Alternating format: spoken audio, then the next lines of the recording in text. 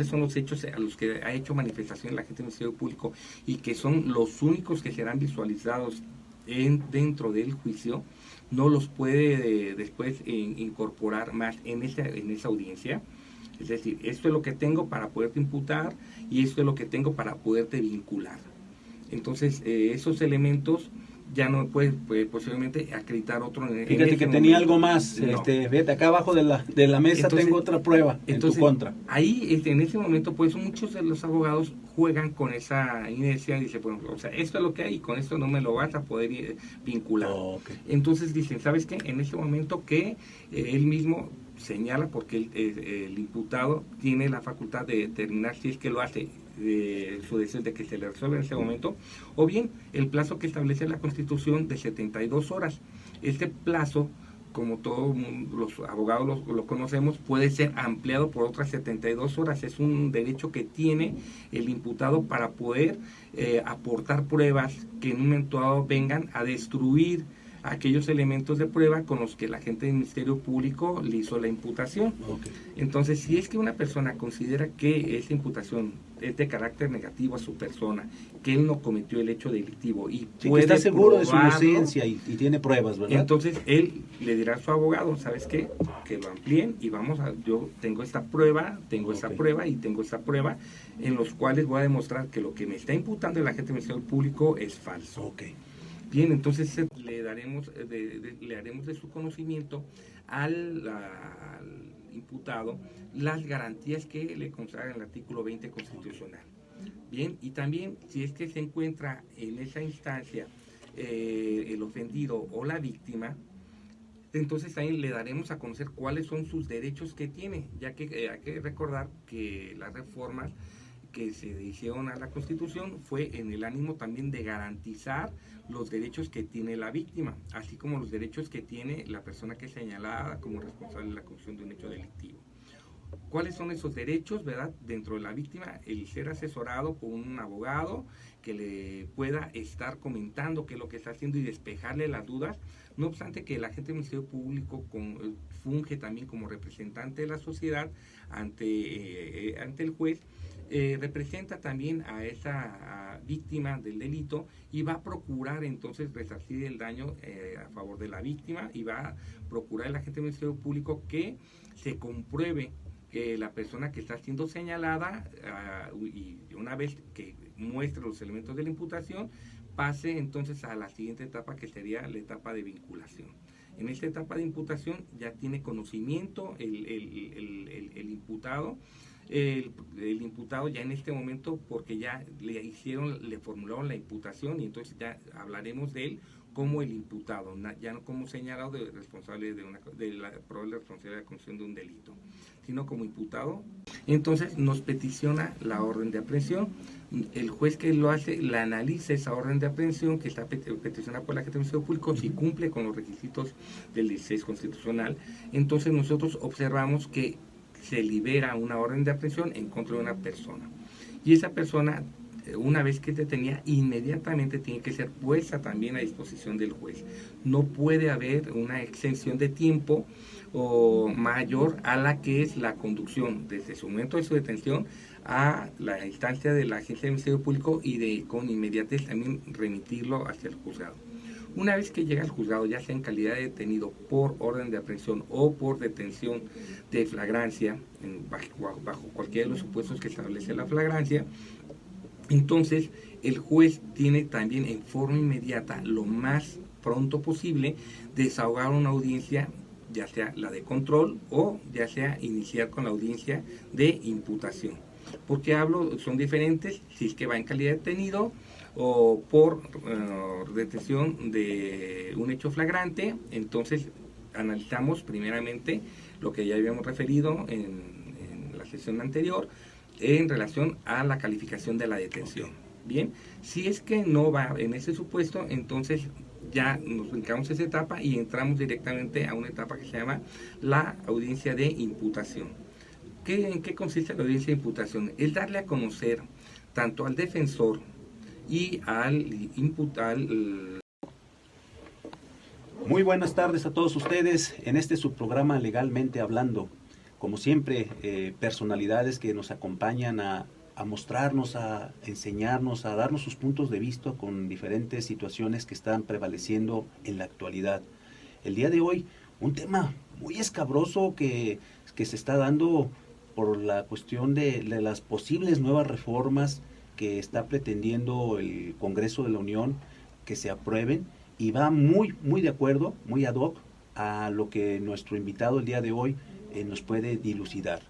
Tenemos el gusto, el placer de contar con la presencia de alguien que es una persona que se ha distinguido por su trabajo, por su desempeño en el Poder Judicial, así como con pues, los jueces, porque él ha sido miembro de la Asociación de Jueces, creo que hasta por 2 veces, ¿no? O una sola vez, pero dejó un legado muy importante en esta asociación, y pues ahorita está como juez de control en el 10º partido judicial, que es en Tequila, Jalisco, y de alguna forma pues es alguien que tiene la experiencia, el conocimiento y la autoridad jurídica para podernos dilucidar el tema que el día de hoy nos acompaña.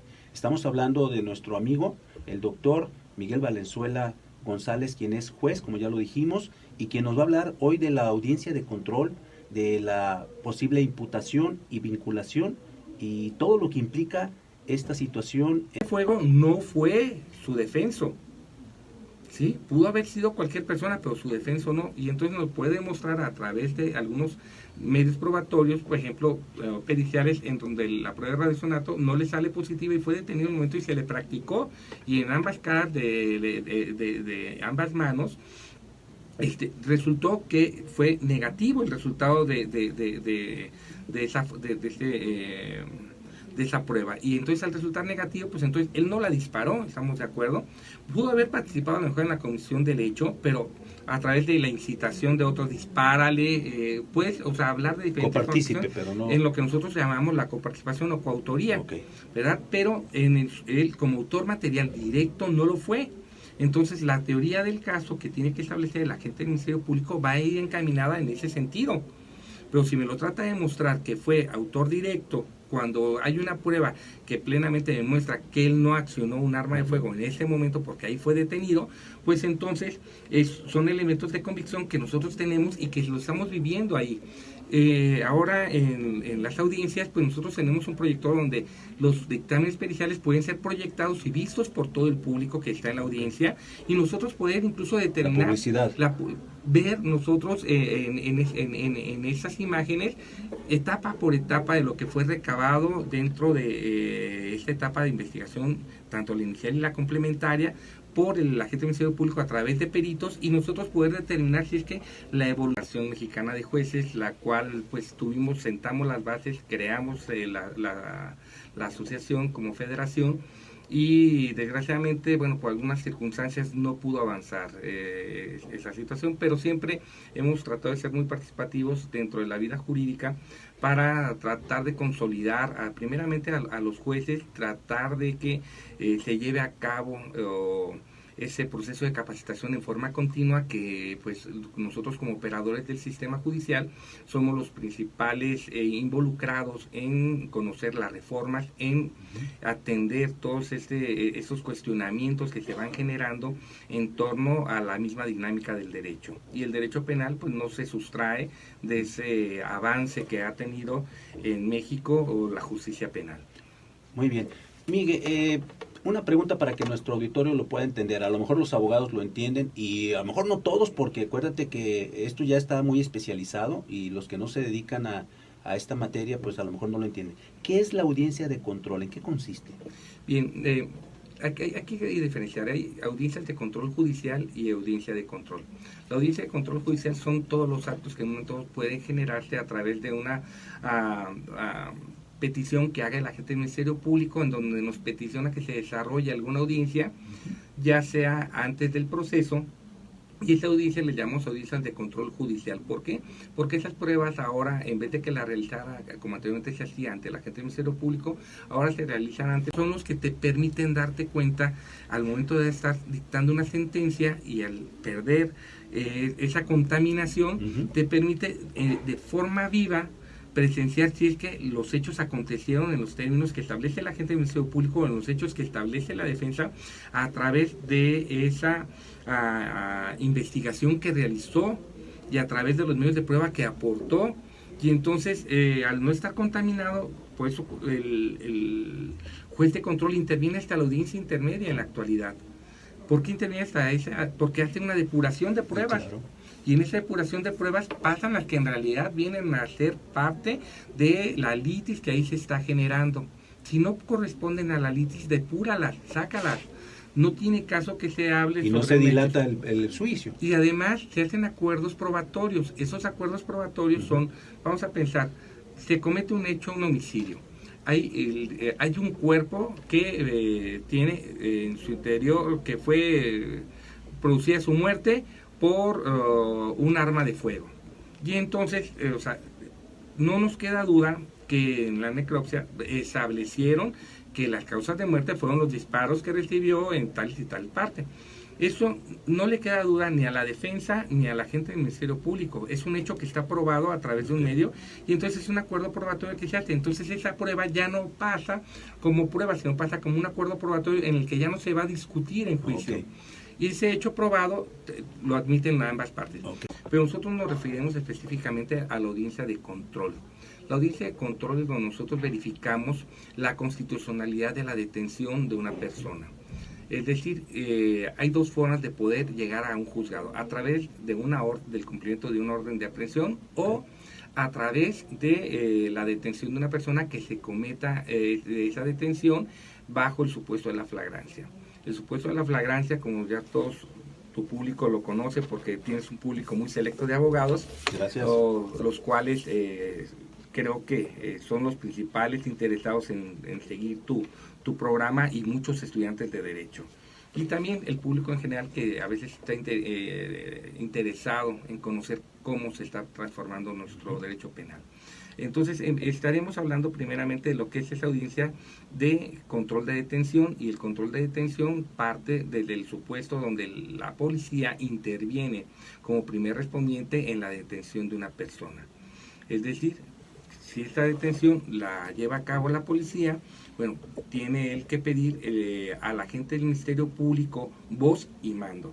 El voz y mando significa las instrucciones que tiene que generar el agente del Ministerio Público para decirle qué pruebas o qué elementos, qué debe de custodiar, cuáles son, cómo debe de llevarse. Pues también sea el juez que ordene y lleve a cabo investigación, entonces se pierde, pues vamos a regresar se pierde con la objetividad, porque entonces el juez podría ordenar pruebas a favor o en contra, y entonces podríamos otra vez esa dinámica en donde anteriormente así era. El juez podría ordenar las pruebas que considera pertinentes para que el mejor esclarecimiento de los hechos. Y entonces con el nuevo sistema se alejaron en esta etapa nada más al agente del Ministerio Público y a la defensa. En la defensa podría llevar a cabo actos de investigación. En la actualidad, con esa reforma, pretenden quitarle esa facultad a la persona ofendida, que es representada a través de un abogado, y ese abogado, nosotros decimos, tiene un papel también de investigador, es decir, puede ir a investigar pruebas y aportarlas dentro del procedimiento en esa etapa de investigación complementaria y poderlas depurar. Le van a amarrar las manos ya a la víctima, ¿no? En la audiencia intermedia. Entonces pretende quitar la audiencia de vinculación y pretende quitar la audiencia intermedia, y entonces irnos de filo completamente hasta una etapa de juicio en donde el juez, para mí, ya estaría contaminado y no podría ser objetivo en la etapa de la sentencia. Va a ser parcial, entonces, mentalmente, o sea, inconscientemente. La inercia de la investigación lo va a llevar a que ya vaya formando un criterio, y que entonces, ya sea para bien o para mal, tanto del ofendido o del imputado, pero va a ser parcial. Va a ser parcial. Entonces, esa objetividad se va a perder. Entonces, eso ya lo habíamos dejado superado y quieren otra vez volver a retomar la figura del arraigo, ¿no? Y es para todos, ¿verdad? Es general. O sea, ya es general. Eso es general. Cualquier delito, imagínate. Entonces, esto es muy delicado. Ojalá que nuestros legisladores federales no le entren a esta estructura de este paquete de reformas en muchas de las situaciones que nosotros consideramos que son violatorias de garantías constitucionales, y que al violentarlas, establecidas en la ley, pues entonces entrarían en un proceso de una dinámica en donde podría el ciudadano establecer a través de la vía del amparo la inconstitucionalidad de esa ley. Y también, o sea, los diferentes órganos como la Comisión Nacional de Derechos Humanos que también y los internacionales, Miguel. Y ahí, ¿qué papel van a tomar los organismos internacionales que tanto nos han ayudado a afianzarnos con los derechos humanos? ¿Qué van a decir? Sí, yo creo que es muy delicado. Esa es una de las principales figuras. Otra de las que traen es en donde ahora, en la actualidad, por ejemplo, nosotros tenemos lo que es un juez de control y lo que es un juez en tribunal de enjuiciamiento, es decir, no se contamina de los hechos anteriores, y en la etapa del tribunal de enjuiciamiento, bueno, viene gente que no está contaminada ni por el agente del Ministerio Público ni por los hechos. No conocen los hechos, como consecuencia va a ser imparcial. Vienes a descubrir todo en ese momento en el tribunal de enjuiciamiento, y entonces para nosotros es como darle vida en realidad al derecho, y que las pruebas que se generen a esa detención, la lectura de derechos, los registros que debe de tomar, las fotografías que debe de contener para poder integrar en una forma adecuada esa carpeta de investigación que inicia con la detención de una persona, y que eso es lo que nosotros llamamos el control de detención, que posteriormente va a ser analizado por el juez ya en audiencia.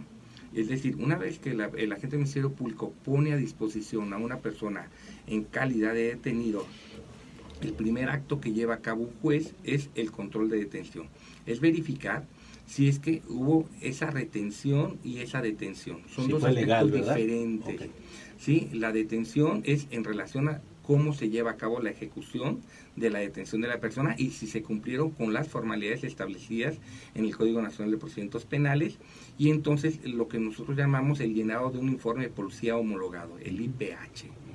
Este IPH que tiene que llenar un elemento de la policía cuando detiene a una persona en flagrancia, son elementos básicos para poder determinar si es que esa detención fue de carácter legal. Y posteriormente también analizamos en esa misma audiencia la retención, es decir, una vez que es detenida una persona, debe ser puesto también con la inmediatez necesaria ante el agente del Ministerio Público, y una vez que es puesto ante el agente del Ministerio Público, el agente del Ministerio Público tiene 48 horas para poder remitir a esa persona ante un juez. Bueno, pues estamos aquí ya en nuestro bloque final con el juez Miguel Valenzuela González, quien nos está hablando de la audiencia de control, la imputación y la vinculación. Pero ¿qué pasa ahorita con el paquete de reformas, Miguel, que viene cocinándose en el Congreso de la Unión y que pretenden la próxima semana presentar para que se modifiquen estas reglas, estas nuevas reglas? ¿Alguna opinión? Porque sabemos que el tiempo no nos va a alcanzar, pero lo más relevante o la opinión que tú te puedas ofrecer, ¿cuál sería, Miguel? Bien, Polo, es algo que de verdad nos tiene muy preocupados a los que estamos inmersos dentro del área penal, porque este paquete de reformas para nosotros consideramos, muchos de los que somos académicos y que también analizamos las reformas desde un punto de vista práctico, los que estamos ya en esta práctica forense continua, ¿verdad? A través de los juzgados, vemos con mucha preocupación que este paquete de reformas trae algunas cuestiones que ya habían quedado rebasadas en la anterioridad, ¿no?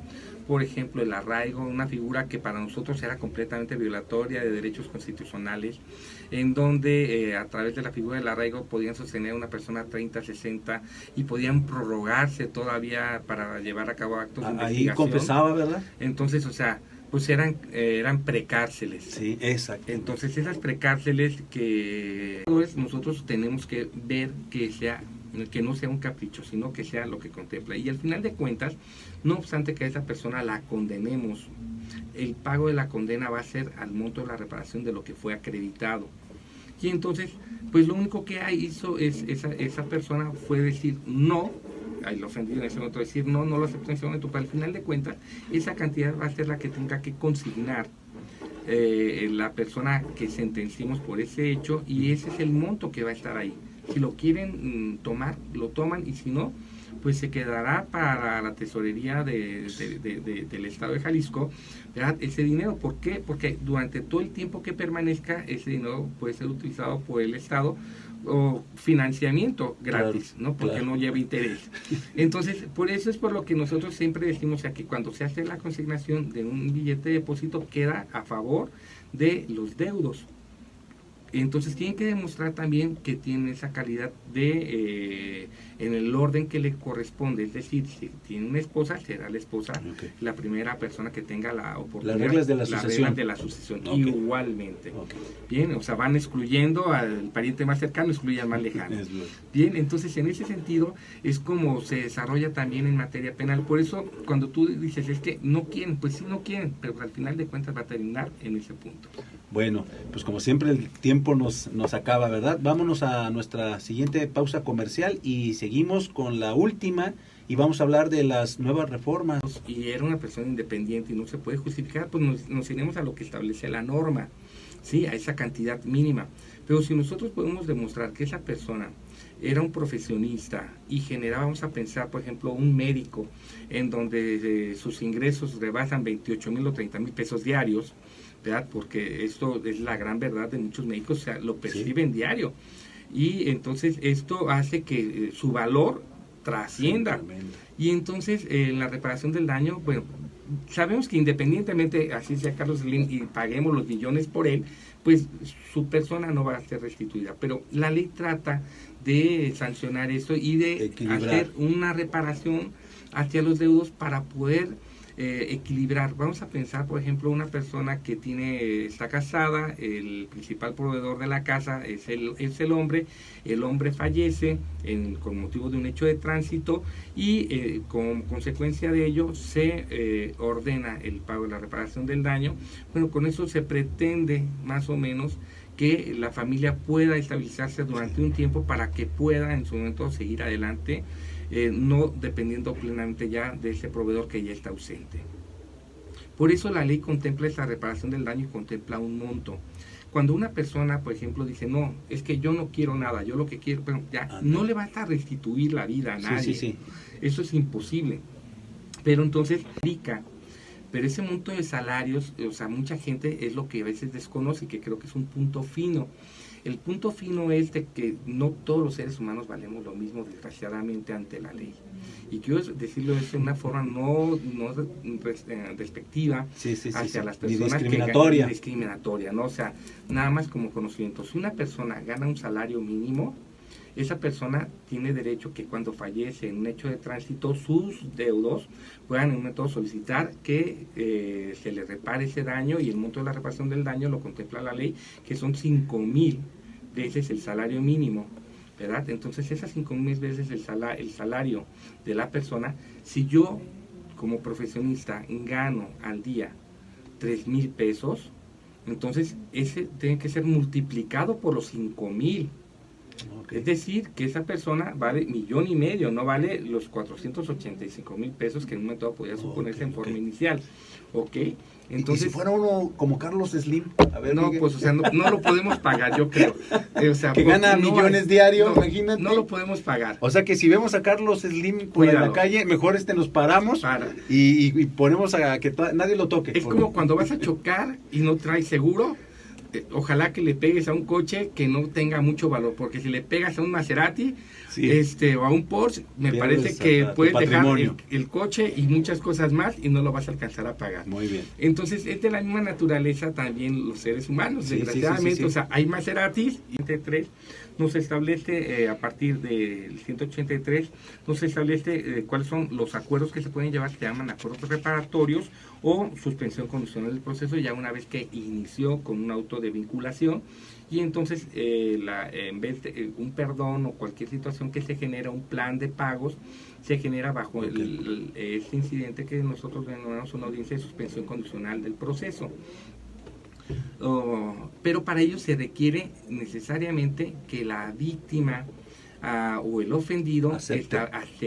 Bien, pero también no es una forma de capricho, sino que debe ser razonada, y debe ser razonada por determinados motivos. Vamos a pensar, por ejemplo, en el hecho que tú comentas, del hecho de tránsito, en donde fallece una persona y en donde hay un daño en las cosas. En donde, bueno, pues el daño en las cosas, cualquier persona entendemos que se repara y vuelven, nosotros llamamos, son fierros, ¿no? Sí, sí, Que sí. se reparan. Pero lo difícil es cuando pierdes a un ser querido. Ahí no hay... Y entonces, o sea, por más cantidad que te puedan ofertar, esto, pues la verdad, no tiene No un tiene valor, un no valor, tiene sí, es valor, ¿no? O sea, te pueden dar todo el mundo, pero no te van a restituir a un ser querido. Pero también hay una cuestión muy importante. La ley nos establece un monto de salarios por los cuales, en lo que tú señalas. En algunos de los casos, por ejemplo, ya son imputados, como ya lo habíamos referido, a partir de que se desahoga la audiencia de imputación. Pero en muchas de las ocasiones son señalados apenas como probables responsables y bueno, no sabiendo plenamente que cuando lleguen a una audiencia de imputación se les va a declarar como imputados.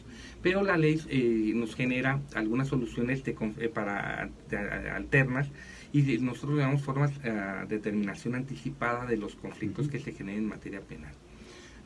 Esto es cuando hablas tú de que hay delitos que son por querella de parte ofendida y hay otros que son de carácter oficioso. Bien, cuando es de querella de parte ofendida, pues el delito no requiere entonces que exista esa querella por parte de quien se dice dolido o afectado en su patrimonio en relación a algún hecho o en su persona en relación a algún hecho, y entonces se requiere para que proceda la extinción de esa acción penal, necesita el perdón del ofendido. Okay. Bien, cuando el perdón del ofendido no llega, porque no se ponen de acuerdo, entonces eso inhibe a que podamos nosotros como juzgadores decir que no se persigue el delito porque no obstante que se le está haciendo la reparación del daño, no ha otorgado el perdón a la persona. Okay. Entonces ahí continúa. Pero hay formas anticipadas y entonces en esas soluciones alternas que nos genera el mismo Código de Procedimientos, el Código Nacional de Procedimientos Penales. Regresamos aquí a su programa Legalmente Hablando. Estamos platicando con el juez Miguel Valenzuela González, quien es juez décimo de control y oralidad en el distrito de Tequila, Jalisco. ¿Es correcto, verdad, Miguel? Es correcto, es la sede del 10º Distrito Judicial. Un lugar muy bello y pues con muy buen ambiente ahí para irse a divertir. Bueno, estamos platicando de la audiencia de control, la imputación y la vinculación. Hay una pregunta que pues yo creo que mucha gente se hace porque no se explica por qué sucede esto. En el caso, bueno, del futbolista Joao Malek y pues ahorita de la Lady Camaro, pues sucedieron cosas la semana pasada en donde hay daños, hay un homicidio y hay daños. Y pues por un homicidio pues se establece una cantidad, o vamos pensando, hay daños en las cosas y a veces la gente no se quiere desistir o no quiere otorgar el perdón y de alguna forma pues el imputado o el señalado, yo creo que imputado o señalado dice, ¿sabes qué? Yo pago lo que me diga conforme a la ley, pago incluso hasta un poco más. Pero la víctima dice, no es, yo no quiero el perdón, no quiero otorgar el perdón y así me pagues lo que me pagues, no lo voy a hacer. Y como consecuencia sigue preso pues la persona. Aquí en estos casos, ¿qué sucede, Miguel? Porque yo creo que la ciudadanía... Actos de investigación, esos actos de investigación, sin que sean bajo el auspicio de un agente del Ministerio Público. Bien, si es que nosotros observamos, incluso en el llenado del informe de policía homologado, decir quién le dio la voz y mando, es decir, quién le dio las instrucciones para llevar a cabo la investigación.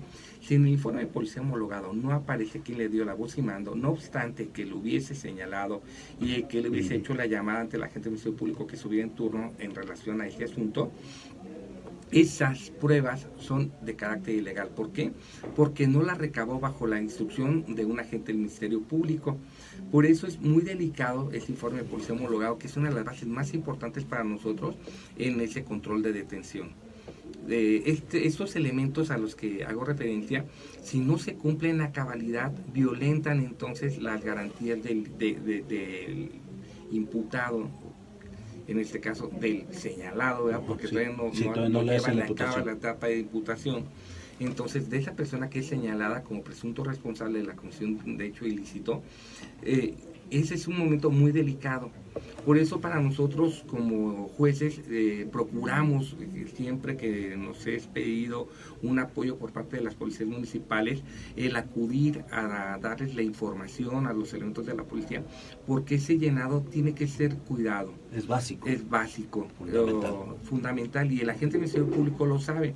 Y entonces, en muchas de las ocasiones nosotros observamos que quien hace el llenado de esos informes de policía, la importancia de poder primeramente definir que el informe de policía homologado es la base para nosotros determinar si se cumplen con los requisitos para el control de detención y poder nosotros de ahí determinar si el traslado también ante el agente del Ministerio Público se cumplió con esas formalidades y también que el agente del Ministerio Público realizó los actos de investigación que le correspondían dentro de las 48 horas para poder nosotros determinar que nos es puesto a disposición primeramente bajo los supuestos que establece ese informe por ser homologado, si es que en realidad existe la comisión de un hecho delictivo, si es que en realidad se cumplió con las cabalidades de las 48 horas que tiene el agente del Ministerio Público para integrar una carpeta de investigación y lo puso a disposición en tiempo. Esos son los rasgos más básicos de esta primera audiencia que nosotros llamamos la de control de detención.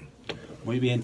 Y bueno, ahí es donde la gente que no conoce, pues específicamente la ciudadanía, pues manifiesta a veces su inconformidad cuando dice, es que fulanito lo detuvieron y ya está libre. Ni siquiera lo mandaron al centro penitenciario, pero es que ellos no saben esto que tú nos estás informando. Y bueno, vamos ahorita a la primera pausa comercial y continuamos con el juez Miguel Valenzuela González, quien nos está haciendo el favor de explicarnos todo esto que implica a toda la ciudadanía. Legalmente hablando, no le cambie.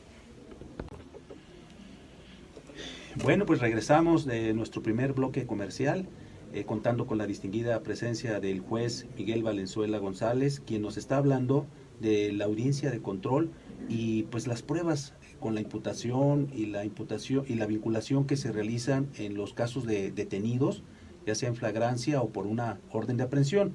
Esto es algo muy interesante porque mucha gente lo desconoce. Yo siempre he dicho que ha faltado difusión por parte de nuestras autoridades, pues para que la gente entienda cuáles son los cambios que hubo con el nuevo sistema de justicia penal. Y la gente lo desconoce porque pues lo único que comentan es que detuvieron a fulanito, pero en 24 horas ya estuvo fuera, o en 48 horas, y pues no se le consignó. Y esto, pues no saben ellos, porque no saben las nuevas reglas que hay en este nuevo sistema de justicia penal. Y para ello tenemos a nuestro invitado, que nos está manifestando todo lo que implica la audiencia de control. ¿Es así, Miguel? Así es, fíjate que comentas algo muy importante. Los jueces nos convertimos en jueces de control de garantías. En ese momento nos investimos de una vestimenta de carácter federal, en donde, si bien es cierto, en el supuesto que establecemos nosotros somos jueces del orden común, pero en ese momento, al establecer que vigilamos que se cumpla con los aspectos constitucionales del 19 constitucional, observamos nosotros que nos convertimos en jueces de control de garantías, es decir, con una postura que era el auto de formal prisión o auto de libertad por falta de elementos para procesar. Ahora es el auto de vinculación o el auto de no vinculación, que al no vincularlo entonces lo pones en libertad, pero también con las reservas de ley, igual como anteriormente el auto de libertad por falta de elementos, era con reservas de ley, porque esas reservas es de que el agente del Ministerio Público podía en un momento recabar más elementos de prueba y volver a solicitar una orden de aprehensión para poder detener y someter de nueva cuenta a esa persona por ese hecho delictivo. Cuestión que es un proceso de investigación y que en muchas de las ocasiones quedaba parado, y eso hacía como que no existiera la justicia. Entonces daba la sensación como que pues ya en la primera que se intentó no se pudo y pues ya no lo volvemos a intentar. Pero eso, o sea, anteriormente y actualmente, o sea, no es un motivo que concluya porque no se está dando, se le está quitando la responsabilidad a la persona si es que cometió el hecho delictivo, ¿verdad? No estamos exonerándolo. Porque mucha gente dice, no, es que a mí ya me habían detenido y me volvieron a detener por lo mismo. Sí, pero no fuiste juzgado. Si hubiese sido juzgado, entonces aplicaríamos el principio de nadie puede ser juzgado 2 veces por el mismo delito. Y cuando tú señalabas esto de que nos levantábamos con el auto de formal prisión, no se le negaba a nadie, era cuando nosotros decíamos que un vaso de agua a nadie se le niega, ¿verdad? Y que entonces era como curarse en salud. Sí. Que es lo que yo siempre he creído, que los